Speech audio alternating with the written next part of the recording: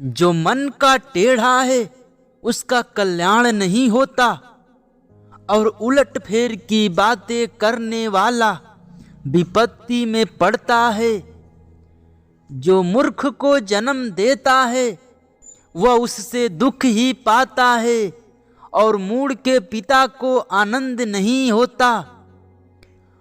मन का आनंद अच्छी औषधि है, परंतु मन के टूटने से हड्डियां सूख जाती हैं। दुष्ट जन न्याय बिगाड़ने के लिए अपनी गांठ से घूस निकालता है। बुद्धि समझने वाले के सामने ही रहती है, परंतु मूर्ख की आंखें पृथ्वी के दूर दूर देशों में लगी रहती है। मूर्ख पुत्र से पिता उदास होता है, और जननी को शोक होता है। फिर धर्मी से जुर्माना लेना और प्रधानों को खराई के कारण पिटवाना, दोनों काम अच्छे नहीं हैं। जो संभल कर बोलता है वह ज्ञानी ठहरता है, और जिसकी आत्मा शांत रहती है वही समझ वाला पुरुष ठहरता है।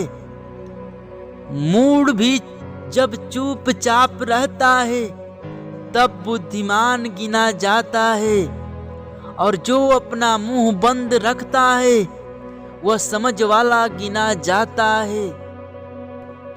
जो दूसरों से अलग होता है वह अपनी ही इच्छा पूरी करने के लिए ऐसा करता है, और सब प्रकार की खरी बुद्धि से बैर करता है। मूर्ख का मन समझ की बातों में नहीं लगता, वह केवल अपने मन की बात प्रकट करना चाहता है। जहां दुष्टता आती वहां अपमान भी आता है, और निरादर के साथ निंदा आती है। मनुष्य के मुंह के वचन गहिरा जल, और उमड़ने वाली नदी बुद्धि के सोते हैं। दुष्ट का पक्ष करना और धर्मी का हक मरना अच्छा नहीं है। बात बढ़ाने से मूर्ख मुकदमा खड़ा करता है, और अपने को मार खाने के योग्य दिखाता है।